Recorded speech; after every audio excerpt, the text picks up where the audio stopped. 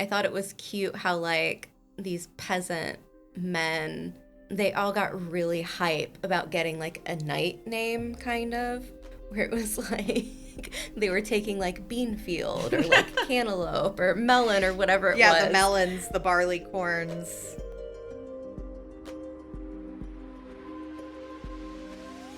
Hello and welcome back to the channel. Amber here, joined with Laura, and we are talking about another George R.R. Martin novella, The Sworn Sword. You were just saying this has some pretty quotable... It does, especially from Septon.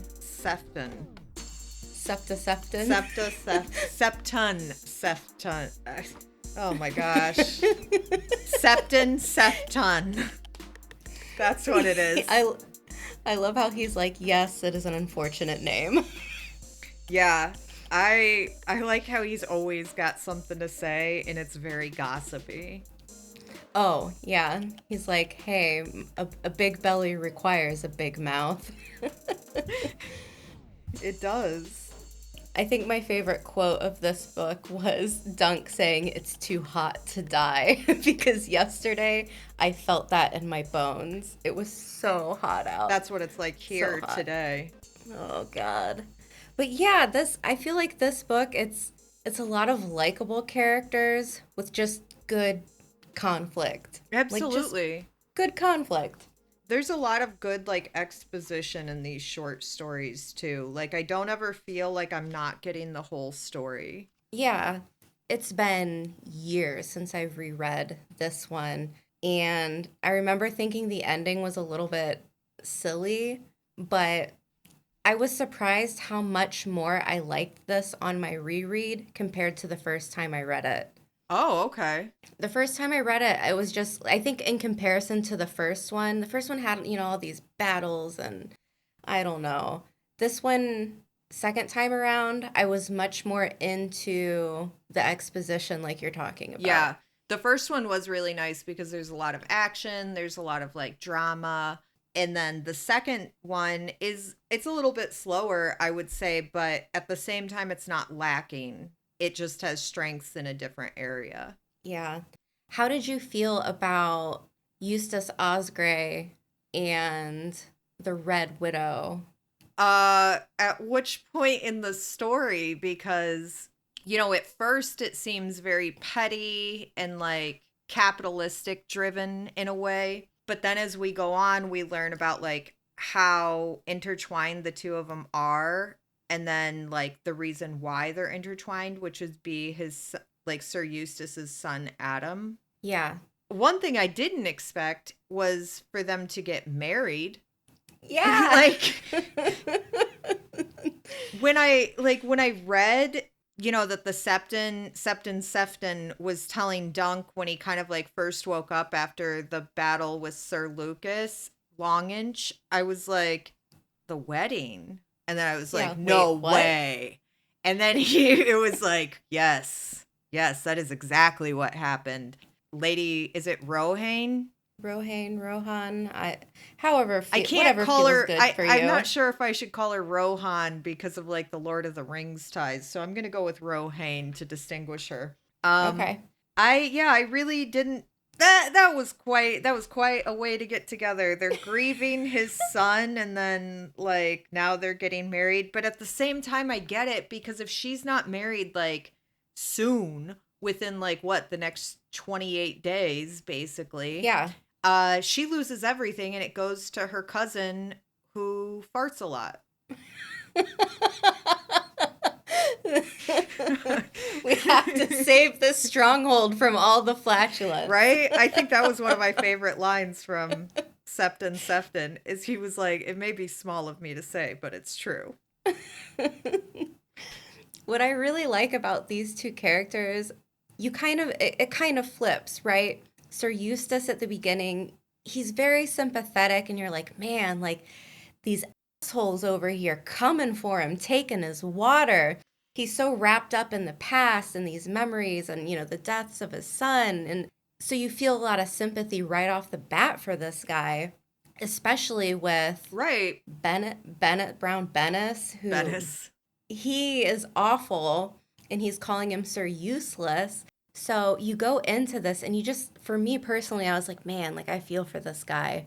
And then you get the other side of the story and you find out, oh, well, he was for the traitorous Blackfires, and it paints a different picture of him. He's not just living in the past because he's nostalgic and, misses his sons, but he's kind of like going back to the glory days of like, like all of this could have been avoided and the realm could have been different, but I chose the wrong side. Girl, his list of things that basically needed to go differently was the longest list of things ever. Yeah. Like, and I love, yeah, I guess it could have gone well if all of those things hadn't happened. Right. And I love how it kind of, you get that flip with his character, and it's the same with Lady Weber. Because in the beginning, you're thinking she's this decrepit, old widow, evil, stealing this man's water. Then you meet her and you get the flip side of she's got everyone coming for her throat. She's a woman. She has to protect her claim. Everybody wants something from her and she can't show any weakness. So she's out here kind of just like fighting on a bunch of different fronts. And Sir Eustace, his issues, it's really like in his head. She doesn't really care. Everything that belongs to her, and she's not like trying to steal anything. It's hers.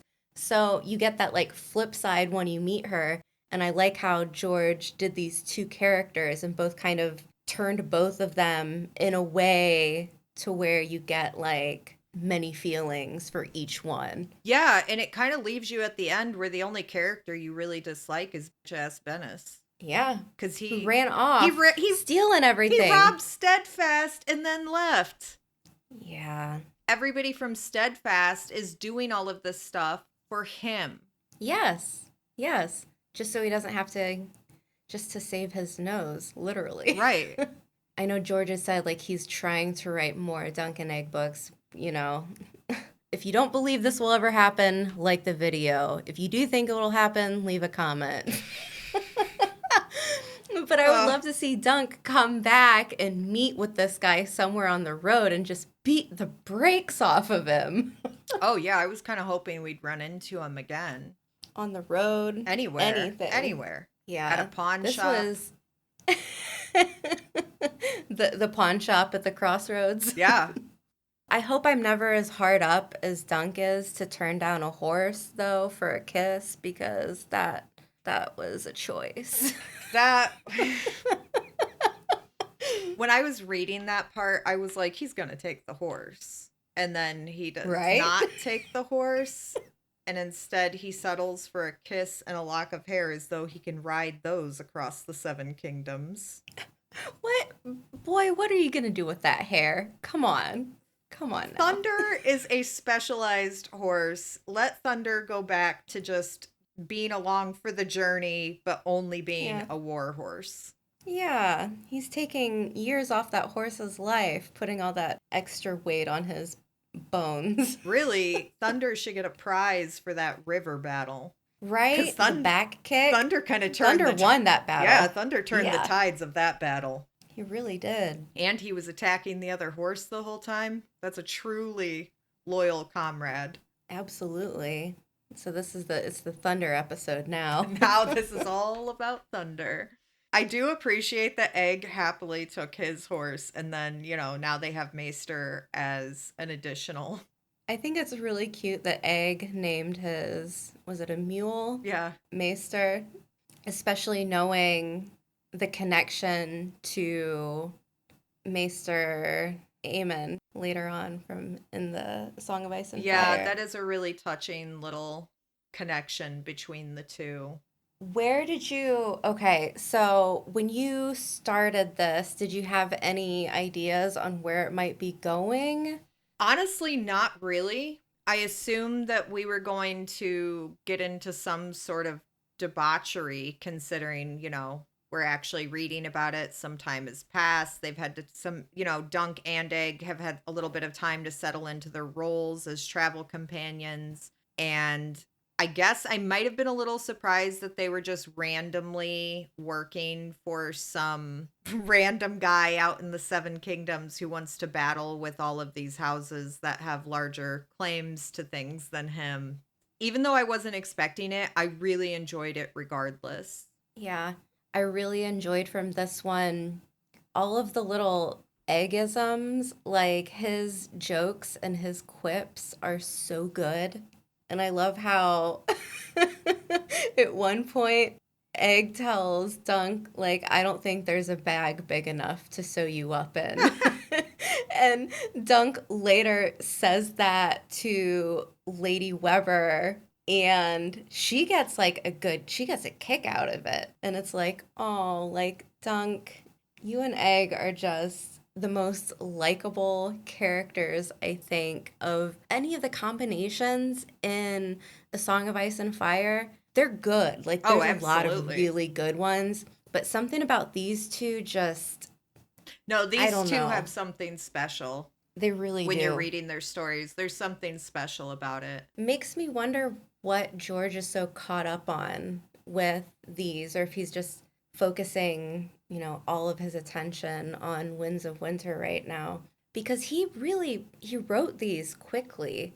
I could see that it's easier to write when you're not under pressure to write. And, none of these stories have amassed the, structure and just literal size that the primary A Song of Ice and Fire story has. Yeah, this one, I want to say it couldn't have been much more than 2.5 hours to read, maybe less. I don't even remember. These go by so fast. They really So do. Well, I fast. mean, they're only a little over like 100 pages. Yeah. You know what I was kind of surprised by, but not really, because at the same time I was waiting for it to happen. What? So I knew at some point that the two of them were going to get into a situation where they need to pull out the Ah, the trump card. I'm a Targaryen royal family member card, and then they did. Dunk went about it in like a really like chill kind of incognito way while also like making sure that she gets what's happening. It was also kind of interesting because the way it was done still kept it a secret. Yeah, I thought that was really nice having that kind of meetup. They meet in the stream. He brings her in close and he's like, putting it right in her face, away from everyone else. That way the secret is just between him and her. And I have to wonder, had I been in her shoes, what I would have been thinking in that moment. Like, what? Well, Because she kept pretty cool, she did. I think for me, once it set in what I was looking at, I would be like, I don't know if I want the might of the Targaryen household to come down upon my castle, because Cold Moat is not Highgarden Right. or or the Right. Rock or anything. Like, it's not one of these like paramount houses. So, it's not really going to have the defenses to fight the Targaryens. Right. I would have changed my direction real quick. I would have been like, you know what?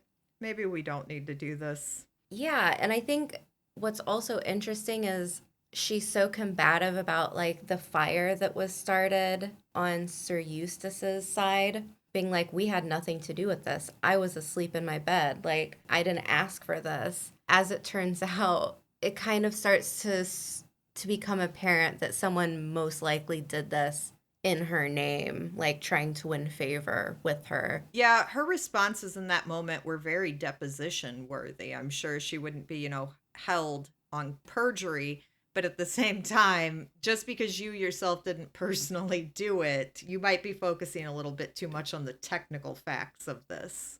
Right. I don't know. She's an interesting character. I think in terms of adaptation, this would be such a fun role for someone to land because she has so much character. She really does. Yeah, she's so sassy. I mean, the slap was really good. Like it was just The way she's she got had a lot him of kneel, bite to her. the way she had him kneel down. That way she could Yeah, really wind back and get him at the right angle. right? I was kind of excited when I realized what she was doing towards the end when she declared that there would be like a trial by combat between Sir Lucas Longinch and Sir Duncan the Tall. And while that was really kind of, a gamble to do that, it Hmm. very much worked out in her favor. Yeah, absolutely. Because Longinch was basically so she's having suitors show up, but he's scaring them all away so he can marry her, Right. which is pretty diabolical for one. But she's really stuck. And so Dunk, she lost the battle but won the war, I guess. Like now this guy's out of the way. I wish we would have been able to see or hear how this exchange between her and Eustace went at the blackberry brambles or whatever it was that Sir Eustace's son used to enjoy eating or whatever. Because I do appreciate how quick and tidy the story is, but that's one little thing where I'm like, man, how did that conversation go? Where it was like, all right, we're getting married. Yeah. We go from hating each other to we're both sad about Adam to let's just get married. Yeah. So it had been so long since I had read this. For some reason, I was expecting for there to be more about them getting together, and I couldn't remember. I knew they got together in the end, but I couldn't remember what it was that brought them together. I had forgotten about Adam. Mm. And so like when we get there and I was like, "Oh, that was it." Okay. All right. Well, Well, all right. It was a little bit surprising because a lot of the story had so much exposition in it, and it even had a decent amount of history and, a small biography about Bloodraven in there. And then when we get to the end, things kind of like pick up, but it still works because the story, like, it does wrap up really well. yeah, I did really appreciate that history lesson done through the dialogue of Sir Eustace. It was, I don't know, like it wasn't too much either. Right about the time that I felt like, okay, when is this going to end? It ended. And I was like, okay, now it's kind of refreshing the Targaryen history, but it's done pretty seamlessly and it's quick and it's snappy and it's a nice little moment. I could see this for the adaptation being like a really fun way to kind of bring in the events for other things that happen later Yeah. on, I guess, with some of the other characters. I think it's really interesting how often we see Egg having to hear people's unfiltered opinions about his family. That's a really good point. This is a perfect opportunity for him because, as we know, he becomes king Right. to really get an idea of what the many people throughout the landscape really feel about the Targaryens as leaders and how he should be as a king and how he will be perceived as a king, what you can do, what you can't do. And really, like, it's just unfiltered access to the thoughts of, the more common people. Yeah, absolutely. Well, it's not, he hears it not just from the common people, but from, it seems like people of all station. Yeah, yeah. I guess I mean more common that I mean Well, yeah, everyone underneath the everyone Targaryen not feels kind royalty. of yeah. But I did also like this reputation of Lady Weber's of her kind of being like this decrepit monster, like she poisons her husbands and all of these deeds that are being done show her as being kind of monstrous. And if you go through the lineage, the Lannisters are a descendant of her. And it kind of reminded me of Tyrion a little bit, Ooh. where he's often described as like this twisted little monster. And then when you meet him, you're like, oh, he's just, like hanging out with John at the wall doing backflips and tumbling about. And he's just a, a snarky little fella. Yeah. And it was kind of the same with her because then you meet her and she's just this small, young woman. And then when I was thinking about the lineage from her, so it would be like she would be an ancestor of Jaime, and we know that Brienne is an ancestor of Dunk.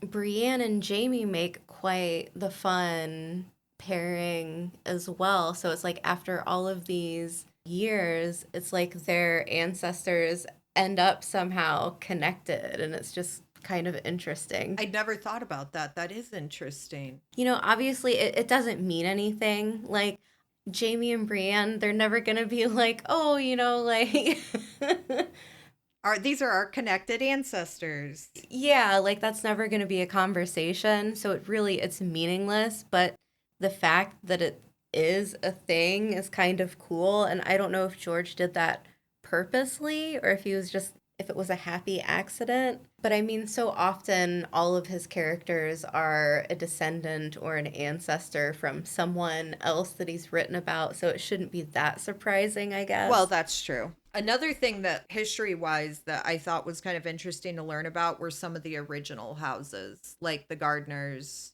and the Casterleys and things like that, where the houses that we know that live in those areas are not those original families. And it's not something we ever really hear about much in A Song of Ice and Fire, if at all. Yeah. Yeah. Because everyone's so proud, right? Like, Right. it's all about the current house and not so much about where they, you know, were offshoots from or how they came to be. It also makes me wonder about some of the other like higher level houses and about where those houses actually came from. Yeah, that's true. I mean, I could see, honestly, if HBO was smart, they could do something like that just for the great houses. Like, if they were really strapped for Content. material, yeah, you could just start picking random houses and doing like one season on, I don't know, like the rise of power of just one individual house, something like that. That would be easy, and you could have like really do like small, like a limited season, you know, like just almost like a movie, 3 hours, that's it, something like that. Oh, I would enjoy that. That would be great. That would be really, I feel like it would almost be too easy. You could really have a lot of fun with the characters that way. I do like these kind of smaller moments in history, though. Like this story in particular, it's not important for the realm, right? Right. Like this feud between these two characters doesn't mean a lot for anyone else. So I think that's one of the things that A Knight of the Seven Kingdoms does so great is that it, instead of these big, large scale problems that the people of Westeros are facing, it really zooms in on the macro of like one small event. And I mean, even the first one, it's a huge event. It affects everyone because the heir dies. But from Dunk's perspective, it's about him. It's about like how does this affect me and where I go and whether I live and die. He's not so much thinking about like wow, this is going to alter history, but like wow, like this shouldn't have happened and it's my fault. He's more wrapped up in his own guilt, I think, than anything else. Well, he mentions even like in this story that when he thinks back to Ashford Meadows, he immediately thinks about the people who died to save his foot. Yeah, like it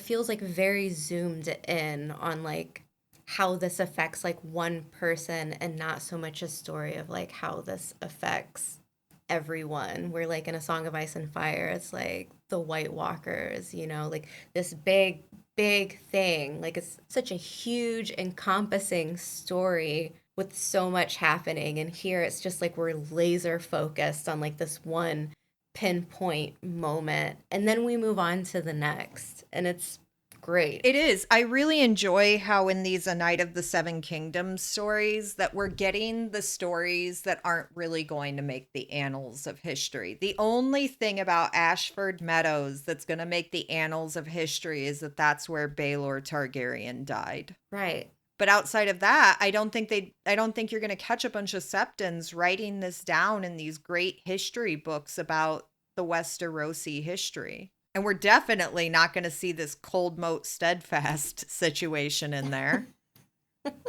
Yeah. But instead, like, I do appreciate how we get to see how the smaller scale things kind of shape Dunk and Egg as they go. Yeah, the really nice thing about these stories is we know where things are going to go with Egg. And so every interaction that he has on the road, every person that he meets is shaping this, child Who against, into yeah, being, against all yeah, odds. yeah, Aegon the Unlikely. He's so smart. He's so intelligent. He's so witty. He's so crafty. He has such a huge personality just in this like little body. You know what I mean? Right.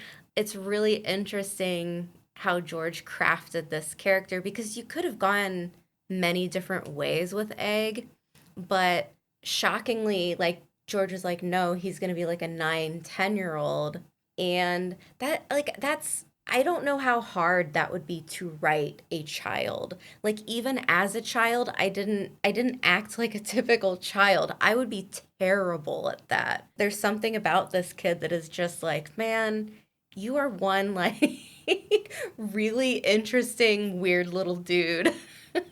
I really enjoy Egg's character. And you know what I really enjoy that, like, we haven't talked about is I like how that because Dunk can't read, they have these little, like, putting on airs to pretend they're doing something else so Egg can secretly read for Dunk and kind of give him the lay of the land. I loved that moment. I loved it. Egg, he just goes along with it. He's such a good kid, like he would never want to shame Dunk like that. And so it's like they're just thick as thieves, Yeah. working together. Egg is, I could imagine, like, the experiences that Egg has as a child is going to greatly shape how Egg is as a ruler. It always goes back to me to Maester Aemon being like, Egg, I remember we were young boys, or whatever he says. I remember we were young. And Maester Aemon was a true. Like he was just one of the best Targaryens that we meet in A Song of Ice and Fire. He was so pure, you know what I mean? Yes. And like knowing that he had that connection with Egg just really makes sense for some reason. Like I would love for there to be a way to see like what their dynamic was when they were younger. I doubt it'll ever happen, but that would just be That would still so be good. fun and enjoyable. Yeah. I know you had mentioned like how Egg eventually becomes king, but there's also like that whole dynamic of, you know how Dunk's self-talk is, where he calls himself Dunk the Lunk and he talks about being bastard born and from Flea Bottom and basically how he's not ever meant to rise to anything because of his born station. And he ends up Yeah. becoming Lord Commander of the Kingsguard, Mhm. which is not a Yeah. stretch, like to understand why Egg would, anoint him with that position. But at the same time, it is interesting to me because eventually he's going to just be overwhelmed by how high his station has risen for where he came from. Yeah, he's got a lot of growing into to do before I could see him feeling like that's a position that he's worthy of. Yeah. He's exaggerating a little bit too. He's saying, "Well, I'm 20," but then he's thinking to himself, Well, I "I mean, might be 20." he exaggerated a little bit on being knighted, too. Yeah, just a little bit.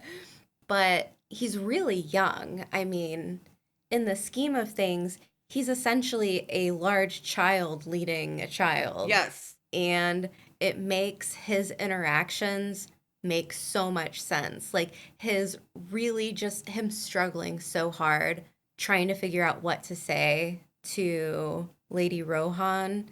He's a child.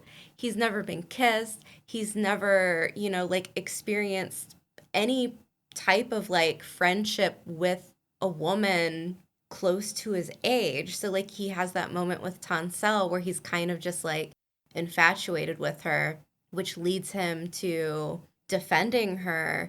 And then like we get this moment in The Sworn Sword where he's trying to think of what to say, like, "Oh, your gown." And she's like, "Am I wearing a gown right now?" And he's like, on one hand, like this book at the end where like he kisses her and then like takes her braid, it's fine, but it's a little silly. I don't hate it though. It's Like very it's probably my chivalrous. own Yeah, it's really like my only criticism, I think, with this book is just like you took a kiss, but not the horse, and you cut her braid off. Okay. I feel like she probably still would have let him take the horse. Right. Even Right. Egg was like, I thought you were getting a new horse. I don't know. Dunk the lunk. Turning down a horse. Yeah, that was a lunky move on his part. It was a bit lucky. Especially like a horse with Dornish lineage. Right? That thing was a masterpiece. She's like, I bred it to be fast. And beautiful. And he didn't take it. Even me saying this, like the end, that part was a little bit weird. Like it doesn't change how much I enjoy these characters because No, they're not at so all. good. Yes, I agree Yeah. completely. Even though I was kind of like taken aback that he didn't take the horse, it didn't like make a huge dent in how I feel about things or anything. I'm just like, man, I wish he probably should have taken that horse. I don't know. That said, though, I do love her character. She's a lot of fun, I think, especially after spending all the time with Sir Eustace and his men and then like training up these Peasants. these farmers. I have to say that I think the part that made me laugh the most in this entire story is when they are giving all of the Watts different names. Like, well, you can be like Wet Watt. That's the one I always And think of as Wet Wat. yeah.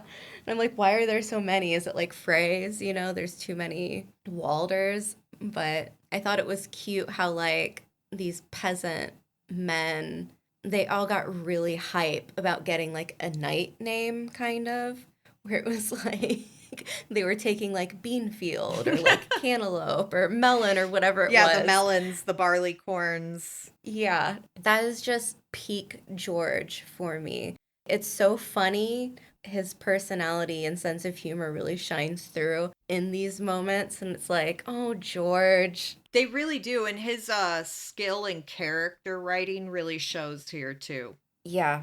Mm-hmm. This is not a regurgitation of a Song of Ice and Fire character. No, no. It's making me really excited for A Knight of the Seven Kingdoms. It's been a while since I've read these, and every page that I read, there's something to kind of latch onto where I'm thinking, oh, this is going to be fun to see. I feel like you can't mess up these novellas. Well, Like all the material is there. you know, I find that when I've been reading these Duncan Egg novellas that I just can't stop. Like I cannot stop until I finish that story. I'm driven to just keep reading and finding out what happened. Talking about it as an adaptation, I feel like these lend themselves to an adaptation perfectly because the material is there. All you have to do is adapt it. It's not like House of the Dragon where you have like the plot points, but like nothing to connect them to. And then you have to kind of be more inventive about who these people are because who they really are as people isn't really explored in the books. It's more like the events Right. and not like who they really are. Where here, you have so much to go on to fill you in on who this person is to their core. Even just like Sir Bennis, like you spend just a few minutes with him here and there on a couple of pages, and you already know immediately what this guy is all about. And he's so hateable, like he's just despicable. I feel like this would be a much easier thing to adapt, and the payoff is bigger.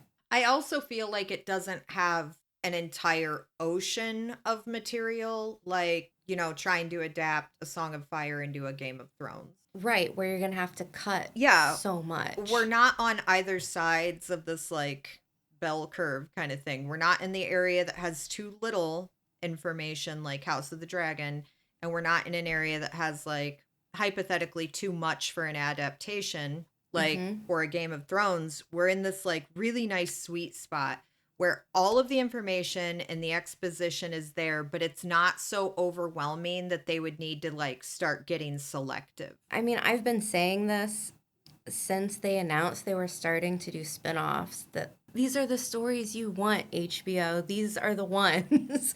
Don't look here first come back, be inventive with other things later because this has the material. I don't know.